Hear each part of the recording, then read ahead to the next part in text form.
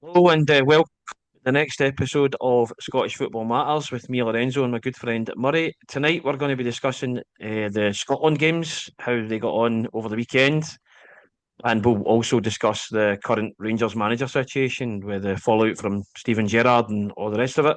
And then we'll review the upcoming weekend's return to the SPFL Premiership. So, how you doing, mate? How have you been since last week and that? Not bad. I'd love to say I enjoyed the Scotland games, but they were woeful. But I certainly enjoyed the results. So we'll say that. But yeah, but busy. But yeah, I suppose the best place to start is Scotland. I think we should start obviously with the Greece game because Mm. obviously that came first. My initial thoughts on that were that for 65 minutes it was dreadful. Um, Horrible, horrible. I could not believe that Steve Clark started without Billy Gilmore. I'll say that because I don't want to criticise the players that played in his place because when Well, the Christie player and that Ferguson, aye, Christie scored, when so. Christie and Ferguson scored, but they only did Mhm. that because Billy Gilmore came on and played in the position that Billy Gilmore should play in, which Mhm. released them. So it actually put Christie wide left and it put Ferguson further forward. I mean, no one ever wants to see Lewis Ferguson taking the ball off centre back.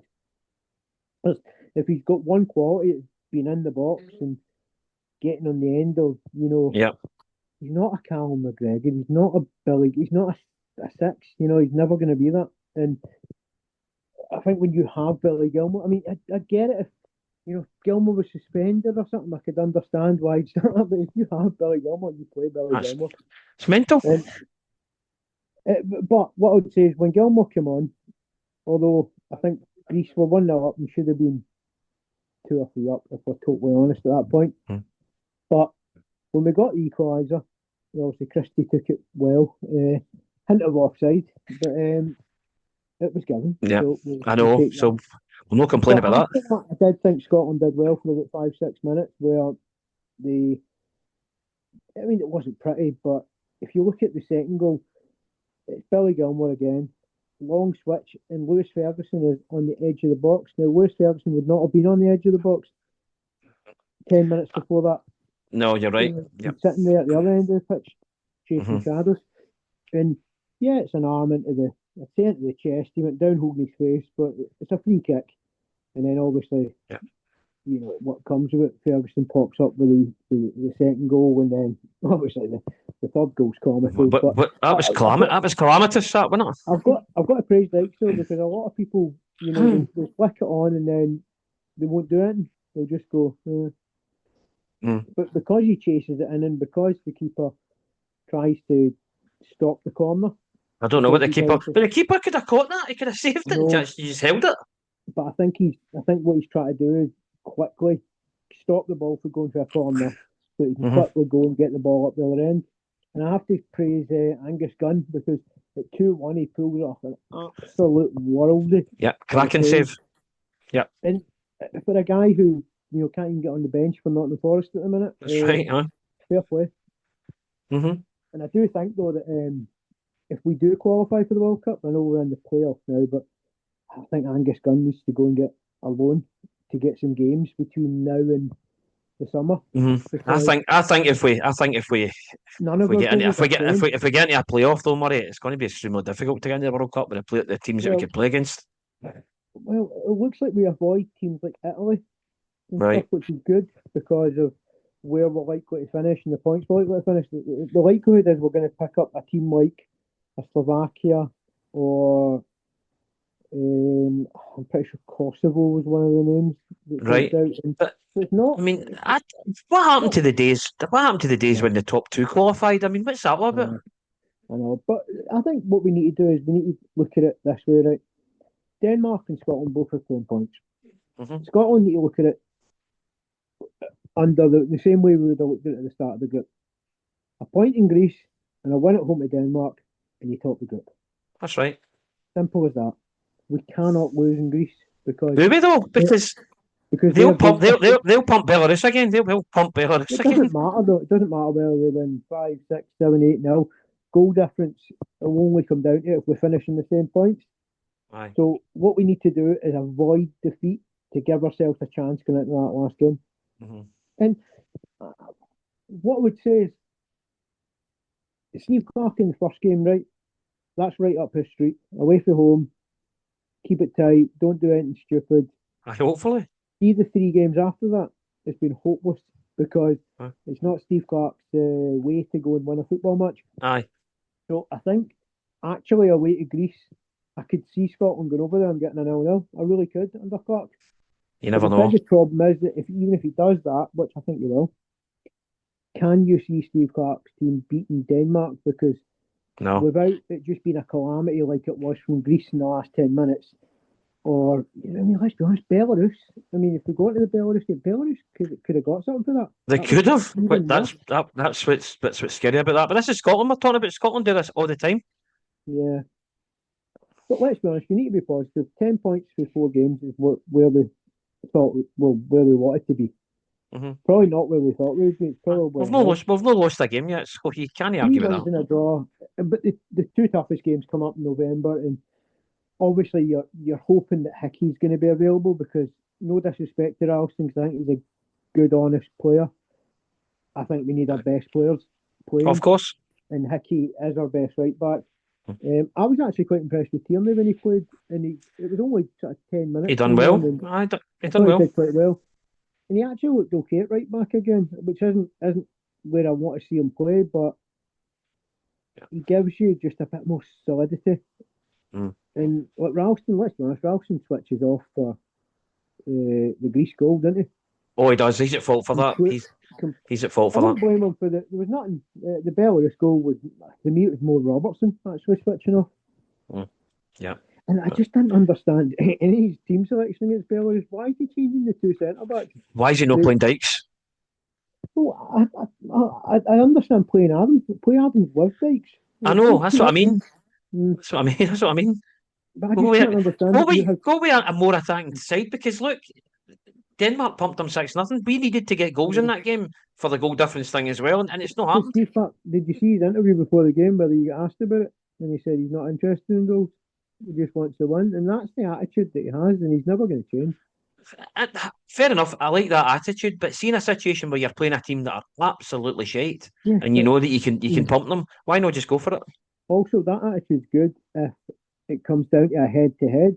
Because if it came down to a head-to-head against Greece, against Denmark, I know, because you just need to win, but it doesn't. It comes down to goal difference. Goal difference, you're right. You need to have that mentality of, you know what the rules are in the tournament you're in. So, it's no head-to-heads. I know, but I think come November, we need, to me, if it was up to me right now, I'd be looking at a back 5 in Greece. Well, hopefully none of the players who have gone back to their clubs will pick up any injuries between now and November, and we can get the same players again. In an ideal situation, this would be my team in Greece. I would be going Gunn, Robertson, Tierney, Hanley, Suter, Hickey.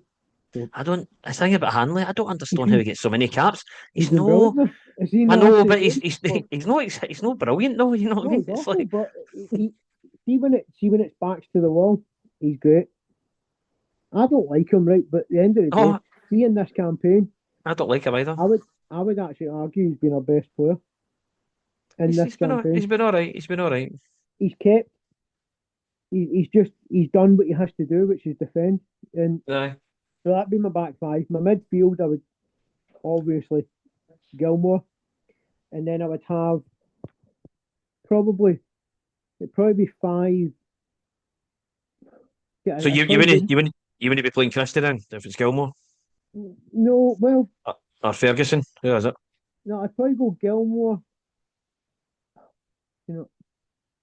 Gilmore, McTominay, Ferguson as a 3, so 5-3, and then there's an argument to go Christie off of Adams. Either way, I'll find a way. It'd probably be Christie, Ferguson, Gilmore, McTominay just behind Adams. But then you're not starting Dykes either then? You're playing with Adams up front?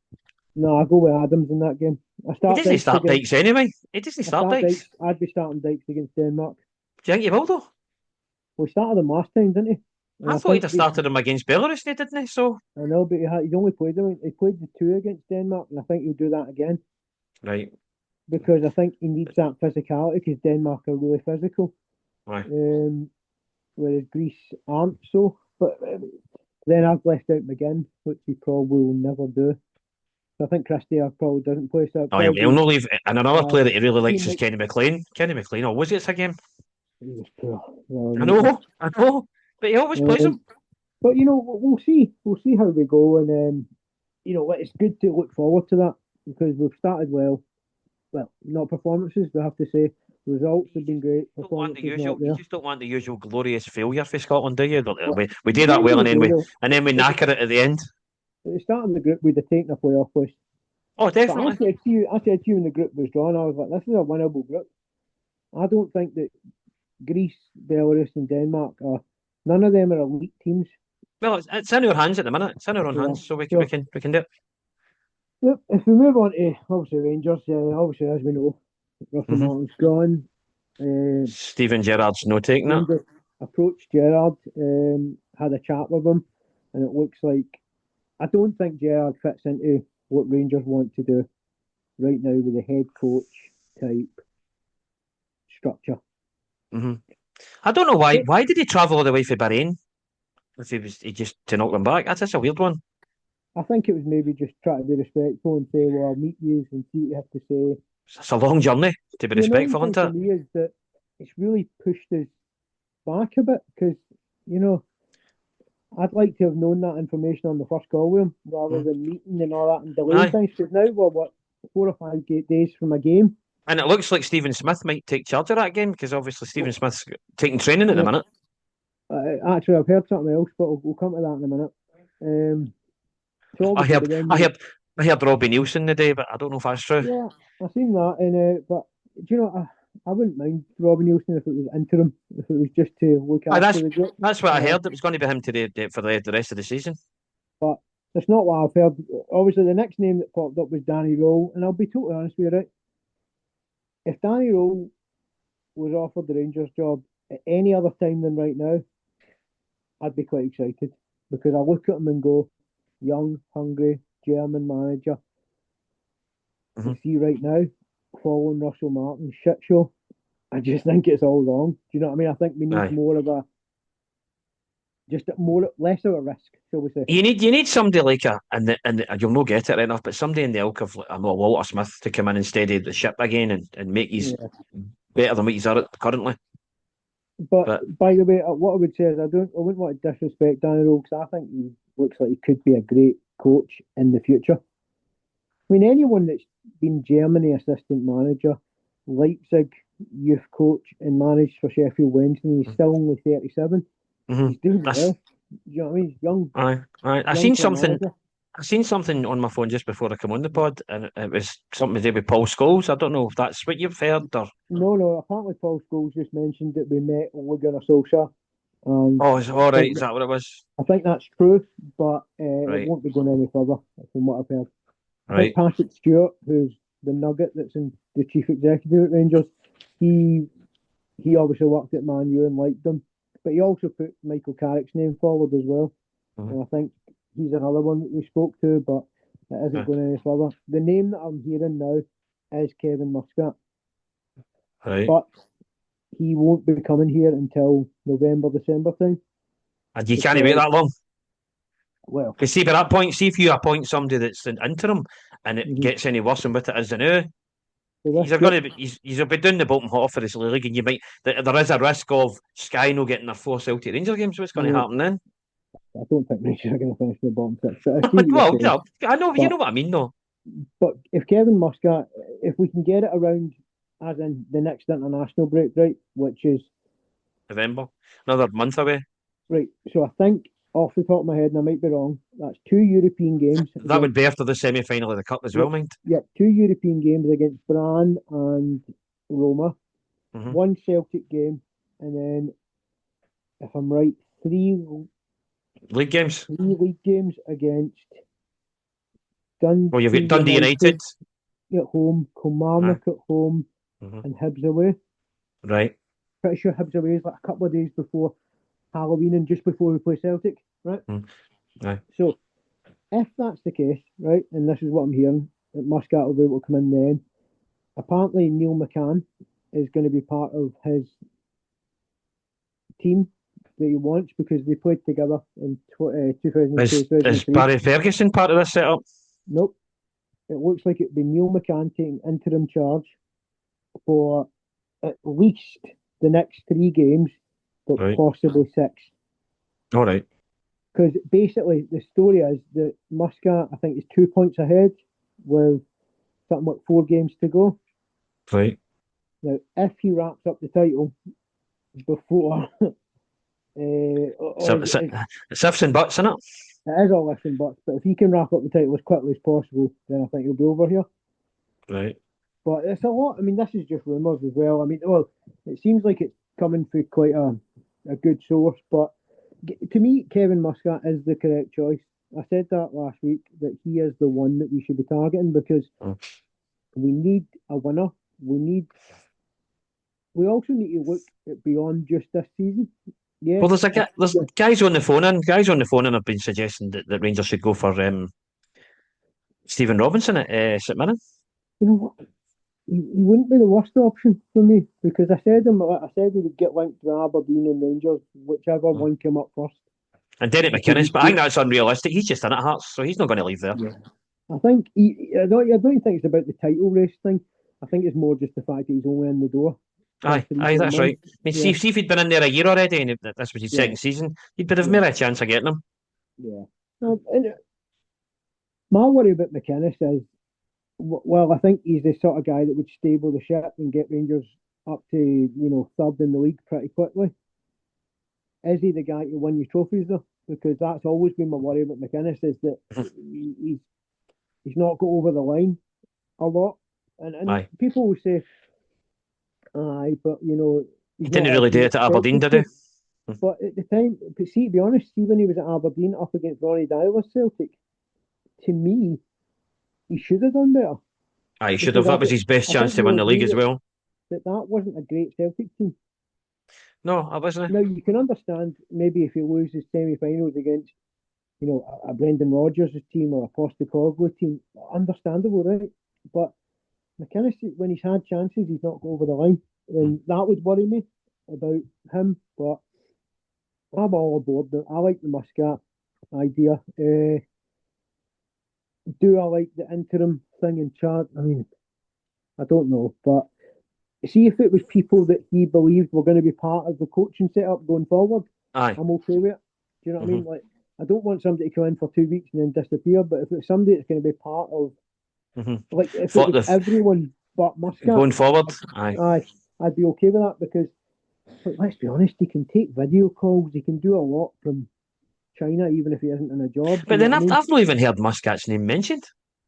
Well, let's just see what comes out over the next couple of days. But I think we need something to be really clear by Wednesday. But all the Rangers fans were certain that Gerrard was going to take it, and it just pure bombshell at the weekend there. He's obviously said no. I can't say I was disappointed, see if I'm honest, because there was always. Did you really want him back? Did you really want him back? Let's be honest. Do you know what the thing is with Gerrard, and we're totally honest with you, right? The idea of Gerrard's always maybe, to me, is better than the reality of Gerrard. Because what people forget was that he made a lot of shitey signings as well. I know, but it was more about the team around him for me that made Gerrard successful in that. I like Zabeel and all them. Season. Because if you looked at that, though, we had a great set piece coach in that Culshaw. We had McAllister, who's quite a good character. You have Michael Beale, who apparently is the brains behind it, and he might be. And by the way, see if you're honest. I mean, maybe Russell Martin is as well. Yeah, but the difference is Russell Martin left us with 29% win rate. But he's maybe good as a coach on the training pitch. Michael Beale left us with 74% win rate. Right. People forget that Michael Beale was actually pretty good against the other teams in the league. Just didn't quite. I mean, let's be honest, I'm not even going to criticise him in Europe because I don't think he had a great opportunity in Europe. And yeah, we got pumped off PSG once. but that can happen to anyone. But it was the fact that he didn't play a glove on Celtic. He wasn't the manager when you get hammered off Liverpool, was he? Was that Giovanni Van No, that Bronckhorst? was Van Bronckhorst. But that was Right. Van Bronckhorst with a reserve defence, and people need to remember that shouldn't be a slight on him because he was a good coach. But I'd defy any It's no, coach it's to no, go into. it's no, what's the word I'm looking for? It's no anything bad getting beat off a team like No, Liverpool. You know what I no, mean? and It's also I'd defy any coach to go into a game against Liverpool with Salah and whoever else they had in that front line with James Sands, who was Diogo Jota centre at the mid, time as well. and Leon King, who was 17, as Mm. your only defensive options. Yeah.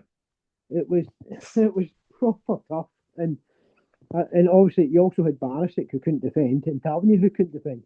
So That's right. it wasn't like you were backed up by, all right, okay, your fullbacks will just sit in. We had nothing. It was like there was no defensive structure at all. But what I would say though is, I'd be excited by Muscat, but I think we'll see. We'll see. Mhm. But if we move on to the weekend's predictions, Yeah. right, we'll start with Motherwell Falkirk. How do you see that one going? I think Motherwell, they've obviously come on a bit since their draws at the early season. I think they'll win that. No Yeah, disrespect to Falkirk. I think Falkirk have done all right as well, but I can see Motherwell just edging that one. yeah, same. I'm going to go 2-1 Motherwell. I'm the same, But, 2-1. That's what I was yeah. going to say, 2-1. Right, next one would be Hibs Livy. I expect Hibs to win this. I'm going to go 3-1 Hibs. I also think Livy are a good team to score a goal. I just think Hibs will have too much in the top end of the pitch. Yeah. I'll go. Did you say 3-0 there? 3-1. 3-1. I'll go 2-0. Hibs. Okay. Right, what about St Mirren Aberdeen? This is where is it a shock? Okay, it probably is on the league table. I'm going to go St Mirren 0, Aberdeen 1. I You think think Aberdeen will Kenny's win it? I think he'll back up the win against Dundee. And I'm going to go with the previous score for your last game. Then I'm going to say 3-1 Aberdeen. all right, okay, well, that's a nice little goal first there. This is a tricky one for me, right? Because if it'd been Kelly earlier in the season, I'd be going with Hearts, right? But Kelly Hearts, I'm going one each because I just think that Kilmarnock looked really good since they got that first win. Mm-hmm. I wouldn't I'm even be think surprised if Kelly won because I think that'll be a draw as well. I just wonder if McInnes will struggle against his old team in the old pitch. And obviously, I know Kelly's not the biggest ground, but he won't be getting any love for the crowd because they were a wee bit annoyed at Oh, how well. they'll be raging now. They'll be annoyed. Mm-hmm. I'm going to go one each, but I would not be surprised if it was 2-1 Kelly though. I'll go 2 each. Desmond 2-2. Yep. Okay, this one's probably the hardest one to predict because let's be honest, we don't know who's going to be in one of the dugouts. Rangers Dundee United is a bit difficult. Obviously, Mm-hmm. it's not like a normal prediction on this one. That is at Uh, Ibrox though. that is at Ibrox.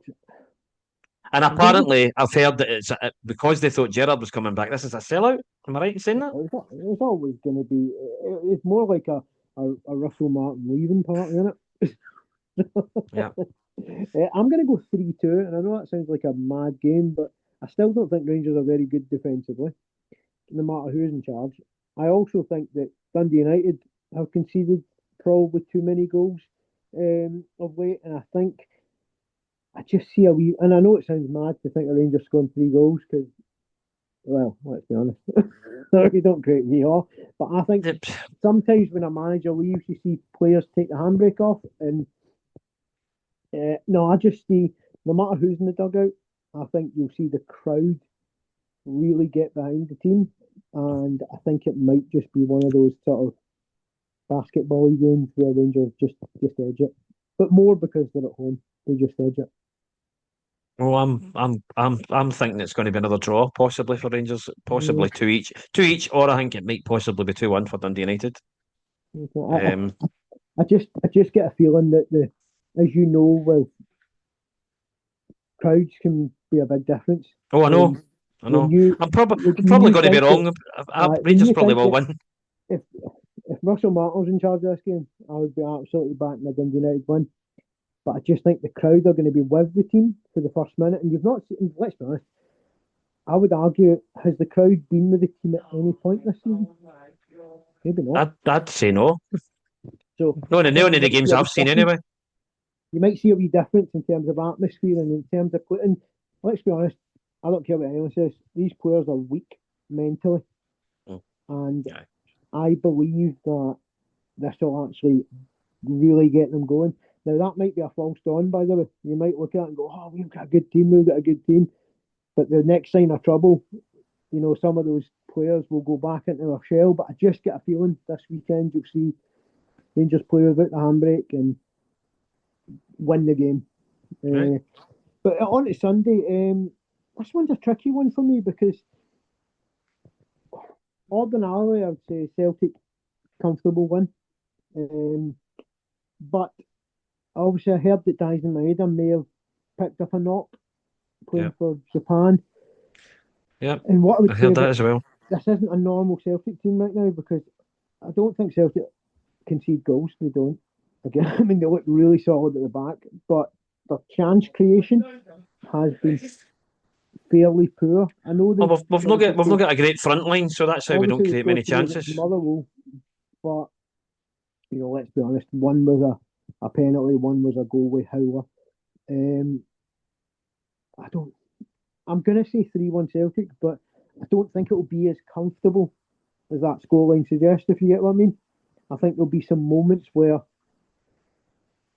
Dundee frustrate you, but I just think players like Konecki, Iheanacho, you've got enough quality there to get over the line.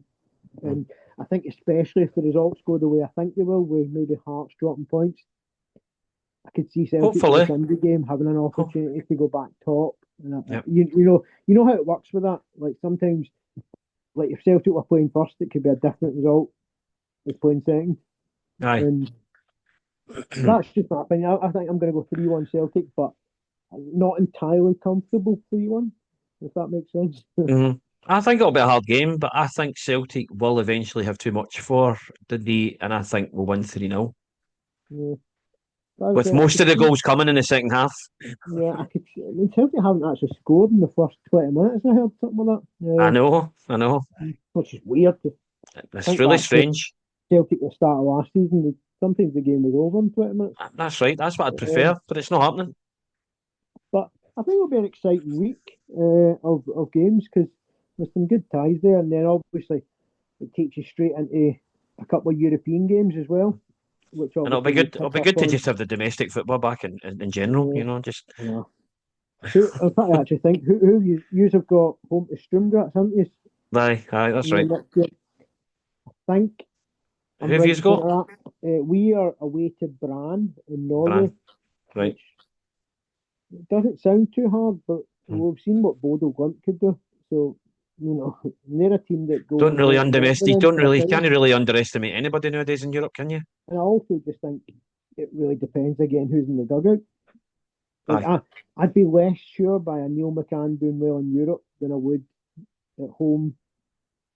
To Dundee United and Kelly, for instance. Aye. Because but then I think maybe we just need to write off Europe this season. If I'm totally honest. I think we're the same. I don't think we're good enough for either.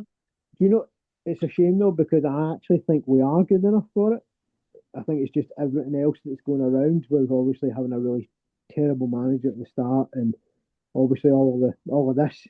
I think I could see Rangers ending the campaign really well, and then we look back at this and go, that was a missed opportunity. And I could see Celtic doing something similar. They're going to look back to those first games and go, how the hell did we only get 1 point? And how do Rangers get no points? See if we'd have brought the players in earlier in the window and we got the players that we really wanted, as well. That's another thing. If you've done that, you might have been in the Champions League getting that. Exactly.